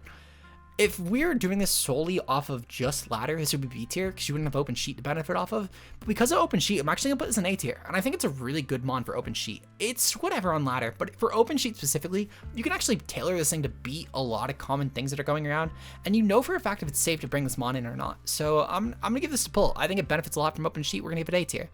Also, just a really good Terra mon. It's obnoxiously good at Terra. Yescarada gets an S tier, still incredible, still great, being one of the best offensive voice around in Dozo in the format. Flower Trick is incredible for breaking stuff. It's still great for stuff like Sucker Punch and knockoff support. Typing is still incredible. Great to get around stuff like Follow Me, like Rage Powder or Spores while getting around Prankster hits. Easy S tier. Skeletors fell off a bit, but it's still actually a really good Pokemon for checking Dondozo. It's still good enough. It's B tier now, though. It's a lot harder to justify this thing when you essentially need to guarantee that you are going for Terrestrial on this Pokemon, while also then making sure that there's not like a Flutter Mane or an Iron Bundle in the back that just threaten the shit out of you. It's still a fine Pokemon, but definitely a B tier. I think at least Meowscarada benefits from priority. Skeletor sadly has nothing to really help with that speed, outside of Trick Room being up. Quacklevolt fell off a lot. I still think it's not terrible, but it's definitely a lot worse in this format. We're gonna give it the D tier. It's just worse than Floatzel Dreadnought right now, and I think this is something that could maybe rise like towards the end of Series 2 or maybe going into a Series 3, especially if Series 3 does add mons like Basket Legion and all that, but otherwise I just think it's going to be a little outclassed, so we'll give it D tier. Moving on, we have the Rabsca. Still a decent Trick Room option. Rabsca's been a little more explored since my last video, but I think right now it's just a little bit too offensive of a meta for it. We're going to give it D tier. Revival Blessing's still really good, just it's kind of whatever because it can get O-code by a lot of things. Houndstone, this is just shit. It's gonna get the D tier, but it's solely because of Last Respects, and that's where we're gonna leave it to die. Last Respects, D tier. Espathra is actually kind of good right now. You're running this thing with Gravity Hypnosis on Sandy Shocks. This is definitely a really good option in my opinion for just putting stuff to sleep in tandem with Sandy Shocks. So we're gonna give it a B tier. I think Espathra has this is its meta right now, essentially. This is the Espathra meta. I don't think that Espathra gets the A tier though because of that. I think it's more so Sandy Shocks will get the A tier because of that. Because Sandy Shocks is what makes this Pokemon actually usable. If Sandy Shocks doesn't exist, Espathra wouldn't be good, whereas Sandy Shocks is still good without Espathra right now, in my opinion. It's just better with Espathra. Fergraph gets an S tier. This is incredible right now. Blocking Fake Out and shit for Focus Sash Iron Bundle or for like Terra Fairy on whatever, or even just with like Talonflame just to guarantee up Tailwind is really good. Like you have a lot of actual reasons to be running Fergraph in my opinion, as well as just the fact that in general this is just a kind of obnoxious Pokemon to KO with Terra. Overall, while I think it's one of the weaker S tiers, it's still deserving of the tier in my opinion. We're gonna give this thing an S tier. Up next, Dondozo. Dondozo's going to be an S tier. Dondozo still does Dondozo things. It's just really broken. We're going to throw on Tatsukiri. This is just essentially just pick your favorite color Tatsukiri. I didn't throw them all on here because they have the same stats, same typing, etc. But these are still doing Dozagiri things. I think for what it's worth, it's a little easier to check them with Bundle, which is why it's not getting the S+ right now. But purely just because Bundle exists, we're going to give this thing the S tier. It's still obnoxiously good, and the fact that it's still holding up so well in a format with Bundle, Meowscarada, while still having the typical routes as like Unaware Gardevoir, Trace Gardevoir for Unaware, Bomb of Snow, Gallade, etc. Like, there's a lot of ways around it, especially a Perish Trap existing too, and the fact that Dozo is still proving to be a nightmare for a lot of teams. While it's one of the weaker S's right now, just because of how much Perish is really common right now, or how common Bundle is, it still is objectively an S tier in my opinion, and same as Tatsugiri. Up next, we have Veluza, E tier just because of Flyaway. Palafin actually gets an A tier right now. This is a really good format for Palafin. It's a great breaker. We're actually seeing this as well as a really good option to be an offensive piece on Perish teams. It's also great on Rain with Bundle. Like, you can make Palafin work really well in my opinion right now. It's a great Terra option, whether water, grass, etc. You're not even really running speed on this thing either because a lot of teams are just clicking Jet Punch. So we're gonna give this thing an easy A tier in my opinion. Arboliva, I still actually believe in this Themon. I think it's a decent Trick Room threat, in my opinion. We're gonna give it a C tier. The Grassy terrain is really good, and this is a great Terramon, in my opinion, with stuff like Terra Fairy, Rock, Ground, etc. Hell, I've made this thing actually guarantee, I have a set actually that guarantee checks Roaring Moon, whether Terra Flying or keeps its Terra typing. Well, pre-Terra typing, I should say. Because essentially, all you need to do is click Gleam, and, well, you essentially want to just scout it out first. You want to make sure that it's not gonna click like a Terra turn 1. Then you go for Gleam on it. And then if you saw that it didn't Terra, you click Gleam, and otherwise you click Terra Rock and go for Terra Blast, and you kill the Terra Flying sets. It's a guarantee check to both sets for Roaring Moon, and it massacres it. I think it actually has a really good merit in this regard, and it's also great for pressuring stuff like Dondozo, for example, so we're gonna give this thing a C tier, in my opinion. It's a really decent Pokemon. I'd love to see some more Arboliva this gen. Scovillain, Chlorophyll plus Rage Powder, E tier. Bellybolt gets a D tier. Electromorphosis is still kind of okay. Still not a lot of ground types, but there's a lot more than there were in Series 1, so this thing has a lot more competition there. It's still not terrible. It's still kind of threatening if you let it set up. D tier. Reverum. Purely because of Filter, we're going to sing the E tier. You get Terra, Filter, Shenanigans, I guess. But it's not great. I guess like Haze is kind of cool and Pardon Shot is kind of cool with Toxic Spikes. Like, it has some weird niche utility, but it's still not great. Orthworm. Orthworm gets a D tier purely because of Shed Tail and the fact that it has the ground immunity, which is, it's useful actually if you Terra and it's something like a flying typing. You could actually make this thing work as like a really good check to something, for example, like Great Tusk. But ultimately, that's still definitely a D tier in my opinion. Mousehold. Mousehold gets easy S tier right now, actually. Mousehold's incredible right now. Really good Friend Guard support. Population Bomb is incredible. Follow Me. They're not even running speed anymore, I found, actually. I saw a couple teams that are just running no speed Mousehold. It's proven to be the fact that this is such a fast Pokemon offensively, and you're really just clicking a lot of stuff like Follow Me, Protect, etc. that it doesn't really matter. Like, even Faint is typically running those sets as well for a nice way to break through Protect for yourself. So we're gonna have a thing an S tier, a really strong support piece. Just, I think that Amoonguss slightly outclasses it, though I could totally see that changing and like the Mousehold going to S+, meanwhile Amoonguss going down to S as the format evolves. We have Satitan. Satitan gets E tier because of Hail, but it's kind of shitty Hail setter. Baxcalibur. Baxcalibur gets a B tier. Really strong Pokemon in my opinion. It's a little bit slept on right now, but I think it's, well, less so slept on. I think that people know what Baxcalibur does. I think it's just the fact that this will continue to rise as the format goes, because it's ultimately an anti-Metamon. This thing thrives off of knowing what the metagame is and being specifically tailored to counter it. That's what we saw in Series 1, and I think we'll see it again in Series 2, where come like Charlotte Regionals or Knoxville, we're going to see a Baxcalibur team do a really high run, because we know what the format is now. Regardless, still an easy B tier Pokemon. Cyclizar gets the same tier as this thing, because of Shed Tail, the Orthworm. Palma gets a B tier, actually. This is proven to be pretty decent. We actually saw this thing do really well at Orlando Regionals. It's really useful with Revival Blessing, and stuff like Mach Punch plus Fake Out support is really good for clearing Iron Bundle. The Terra Electric set as well is actually really good at breaking stuff like Dondozo teams, for example, or just most Pokemon, because again, a lot of teams still aren't running ground types. Now, I will say, this is with a caveat, because ground type usage has started to go up, especially after Orlando, with stuff like Talon Tusk being really prevalent after how well it performed.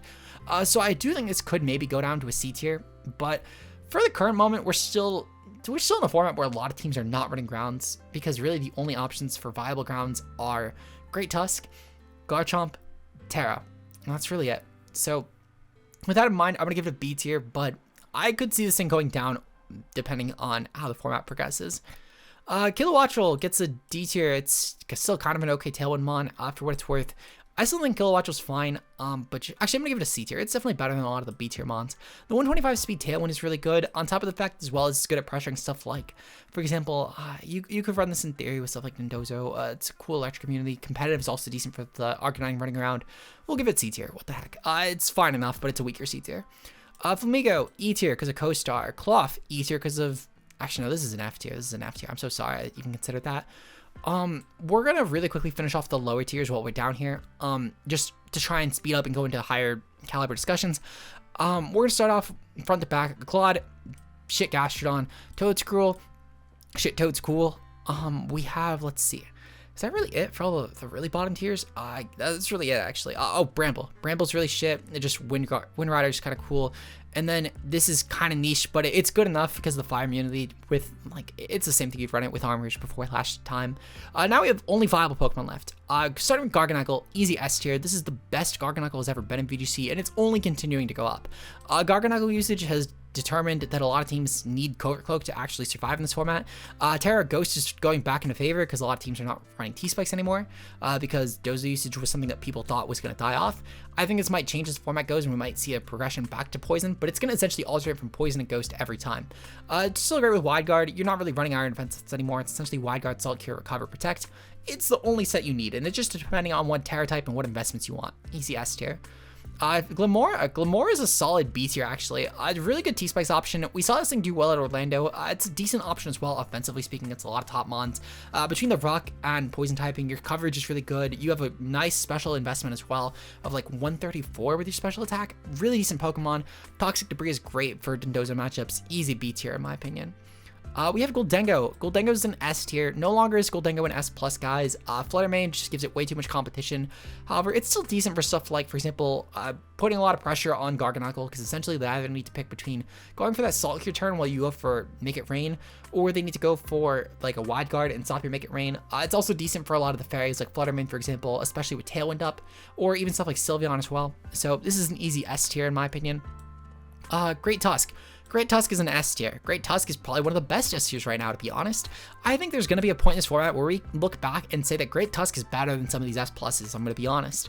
Currently, I don't feel that way. I think that the format has a little bit more tweaking it needs to do, and for what it's worth, I think if I made this tier list before Orlando Regionals like I was thinking of, and well, actually no, like the day after Orlando Regionals like I was initially going to do, I would have maybe been like so caught off guard by how good Great Tusk ended up being in a lot of matchups, or how necessary I felt it to be a lot of teams, that I would have put it here. But at the same time, I still think there are a lot of teams that don't really need a ground right now.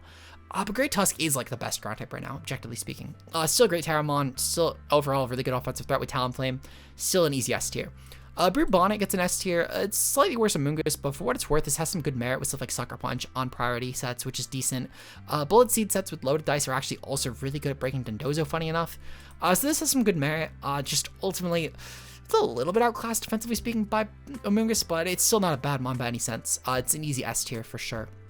We have Sandy Shocks. Sandy Shocks gets an A tier. It's a really good mon, actually, and Sandy Shocks, funny enough, has been outperforming my expectations wildly.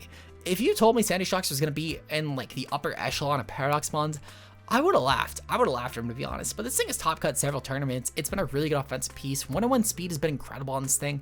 And truly, while I think that Great Tusk and Garchomp are the only two insanely viable well, actually, no. I can't lie, I am going to bump down Garchomp. I'm going to bump down Garchomp. No, never mind. I do think that Sandy Shocks is still a little bit more inconsistent than... No, I don't actually. I don't think Garchomp's more inconsistent than that. Well, Sandy Shocks is more inconsistent. We're going to put Garchomp in A tier, because I think it's about as viable as Shocks is right now. But I don't think Shocks is an S tier mon. I will say that Shocks is going up. Sandy Shocks with this Spathro is a really damning core. It's also really good on just other teams in general. Terra Blast sets are really good. Obviously, Substitute sets are also decent in this mon. Gravity sets are great, but I think it has a little bit too much of an issue with 4 moveset syndrome. I think you really want to run Terra Blast for the coverage. You really want to run the stabs because they're great. You want to run Protect because it's Protect, and you want to run Gravity for a Spathra. But what move are you actually cutting there that's viable? Unless you're getting rid of the Protect, unless you're getting rid of Gravity, which is really useful with a Spathra for one of its best strategies, which if you're not running the Hypnosis set, well, it's probably the best set. You can still make it work. The point being is, I think that Sandy Shocks has to essentially always give up something to be really viable, but it's still a really good Pokemon nonetheless. Easy A tier in my opinion for sure. Up next, Screamtail. Screamtail is an A tier for sure. It's still a little bit shy of an S tier in my opinion, but I think that Screamtail is still a really terrifying option on Trick Room. It's a really great power spawn as well. You're seeing Screamtail also popping up with Encore Disable strats, which are honestly really obnoxious because this Pokemon is such incredible bulk that you can make this thing into an offensive monster. And with the Booster Energy speed, which is shockingly enough the most common Booster Energy that I've seen on this mon, you're able to outpace a lot of different options because that 111 speed is so obnoxiously useful. Easy A tier in my opinion, and this truthfully probably is one of the best A tiers besides maybe Palafin having a little bit of competition for that spot. Actually, no, Palafin's really the only other mon that gives competition for that spot. I was gonna consider putting Palafin in S tier. Fluttermane, our next S plus tier. One of the most centralizing mons in this format. Fluttermane is insane. It's fucking insane. This typing is gross. The speed stat and special attack combination is gross. We've seen bulky Fluttermane going around. We've seen just max speed Fluttermane going around. Focus Sash, Specs, Booster Energy, Life Orb. It's a fucking monster. Objectively, Fluttermane is a monster. Way too many good coverage options, and it's not really pressed to run any of them because you just need stabs and then Gleam a second Fairy Stab and Protect. And that'll get by for most matchups, though you do have stuff like Power Gem for fires, Mystical Fire for steals, Ice Wind for speed control, you name it, this thing has a lot of options. Ultimately though, easy S plus in my opinion. Slitherwing gets a B tier. Cool priority option. This is better low kicks. The difference being between this and low kicks though is this gets some cool utility though. For example, you get stuff like Morning Sun. You also get some stuff like Will-O-Wisp, which is decent. Again, all these things are a lot more useful than low kicks would actually be in this format. On top of this as well, I think this does a little bit better on Terra because of stuff like Photosynthesis with Terra Fire. Also, Flame Charge sets are pretty decent. It's not bad. It's an easy B tier for sure though. Moving on, we have Roaring Moon. Roaring Moon gets an S tier. Roaring Moon is not actually an S plus one, despite what a lot of people, myself included, thought. Roaring Moon's not as good as people thought it would be. Ultimately, it's still terrifying, obviously. It's a great Tailwinder. Throat Chop is still great to get around the Fairy typing because it essentially invalidates any Sylveon matchup that's not running Terra Blast. Which Terra Blast is kind of common for what it's worth, but you need to dedicate the single target spot, which is still good because you can protect another Pokemon this way. It's a great Dragon Dance option. It has a lot of good Terra options, but I think ultimately Roaring Moon just it's kind of whatever. It's not bad, but I think there's just a lot of better Pokemon, even in this tier, than Roaring Moon. It's the one thing this does have over a lot of these other Pokemon, though, is it's insanely splashable. You can throw Roaring Moon on most comps, and it'll work well enough. But sadly, I just don't think this is Roaring Moon's format. Like, I would argue even Great Tusk is better than it currently right now, which isn't. It's not the worst thing for it. You could still definitely make Roaring Moon work, but it's a little bit difficult. Still an S tier for sure. Moving on, we do have the Iron Treads. Iron Treads gets a D tier. This is actually the worst Paradox Mon right now. I didn't think that any of the Paradox spawns would go below C tier. I was mistaken. Iron Treads gets below C tier. The one benefit it has is its high speed, and that's really all I can say positive about this mon. That and the typing, I guess, is okay enough, but no Headlong Rush sucks. Iron Moth gets a solid A tier, actually. This is an incredible Paradox mon. Iron Moth is really good right now, offensively speaking. It's great with stuff like Tailwind Cores. You can run Booster Energy speed sets, and this is really valuable on Iron Moth, of course.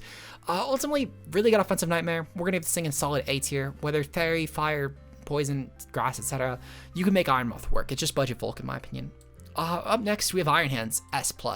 If I could make an S++, I would. It's my tier list, and I know technically I can do that, but I'm not going to do that for a single Pokemon when our S+ already only has like 3 months. But this will go in the very front. This is the only thing I'm actually doing in order. I'll put that up there right now because it's just that much better than everything else. Iron Hands is essentially this generation's Incineroar, and I think we need to start acknowledging that. It is this generation's Incineroar. This is one of the best Terra options. It's one of the best general Pokemon you can throw on a team. This is the most splashable Pokemon on any team. You could run Belly Drum, Assault Vest. You could run fucking Band. You could run for safety goggles. You could run like literally anything on this thing. Actually, I think it's more comparable to like a Generation 6 Lando T. I think that's what we're really seeing here. This is like a Generation 6 Lando T or like a Generation 8 Incineroar, where Incineroar had Parting Shot and it was able to run the world, or with Landorus where you could just run like anything and it could essentially dominate matchups. That is what we're seeing here. Like these high caliber mons in like the best generations they had. That is Iron Hands. So for anyone who didn't know why Iron Hands is good, it's just literally throw this on a team with any Assault Vest, Belly Drum, Sword and set, and you'll win. Jugulus gets a B tier. It's a kind of cool option, actually. I think realistically, I slept on this mon a little bit, funny enough. But this is a great Tailwinder. Snarl support is really good. It's a little bit budget Hydreigon, sure, but the speed advantage is decent as well as the natural flying typing. So we're gonna give it a B tier. I think it's a decent mon. Boost energy speed as well. It's really cool on that. Iron Thorns gets a C tier. Pretty niche option for sure as far as Terrestrial goes. But it's a cool Terrestrial option, whether Terra Bug sets, which have been going around, or Terra Rock. You could take advantage of opposing stand this way. It's a decent band, weakness policy, etc. on. But it's really just beneficial on either Tailwind and outpacing a lot of stuff, or Trick Room. But you need the speed controller. This thing is useless. Easy C tier. Up next, we have Iron Bundle. Iron Bundle gets a solid S plus tier. This is one of the best mons right now. It is the best form of speed control in the whole format. These four make up our S plus range for sure. There's nothing better, in my opinion, than any of these mons. I will say, actually, looking at this, I feel a little bit less confident on putting Dozogiri in the S tier. I think if Palafin goes down, these two also go down, actually, funny enough. These are a little bit, like Dozogiri, I think, is just getting a lot more prep around it right now, to where I can't really justify it in the S tier. I think not only this, but I'm also going to actually move down Pelipper, and I'm going to move down Torkoal to the A tier. And I think that's good for... No, I'm also going to move down Masquerada. I think everything else is fine with this S tier currently. I think the rest of this resembles the S tier a lot better right now. But I think that ultimately these are still all good mons that I just bumped down, but I think they just don't hold a candle to this for what it's worth. Iron Bundle, though, definitely one of the best speed control options. So ultimately, this is a really good terrifying option. It handles pretty much all of A tier on its own, besides like Scizor and like to a degree Terra Moth, but not really. It's really only if Moth is speed boosting and Bundle isn't, which even still, like this thing handles pretty much everything in A tier. Everything in A tier and below, almost all of it gets handled by Bundle. It's just that good. It's such a good mon, easily the second best in the format. Valiant gets a B tier. It's a cool option. It's not terrible offensively speaking. It's some decent-ish speed control. On top of that as well, you can get some good mix sets. You can go with full physical, full special. It's really just kind of a whatever class cannon for Elmon. I think this is a little underexplored for what it's worth, and we've seen this on some teams that have done well with stuff like Gambit and Saralege, but ultimately it's just a whatever mon.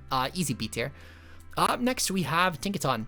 Tinkaton gets a D tier. It's a cool fake out option with stuff like own tempo. I think it's inner focus actually. The point being is it has the thing that gets around Intimidate. I think it's Tinkaton, yeah, own tempo. On top of it as well, Mold Breaker's decent to get around potential stuff like Ferrograph, which is kind of cool actually. It's a nice niche this thing has as far as fake out goes. Ultimately, that's still a D tier. It's just a little bit too passive for this format. Armarouge. Armarouge gets an S tier. This is probably like the best S tier right now in my opinion. I think that for what it's worth, you can make a case. The only thing I would say that competes for S tier right now would be Arcanine. I think that everything else, well, Arcanine, Gothitelle, and Armarouge, in my opinion, are like the best three in this tier.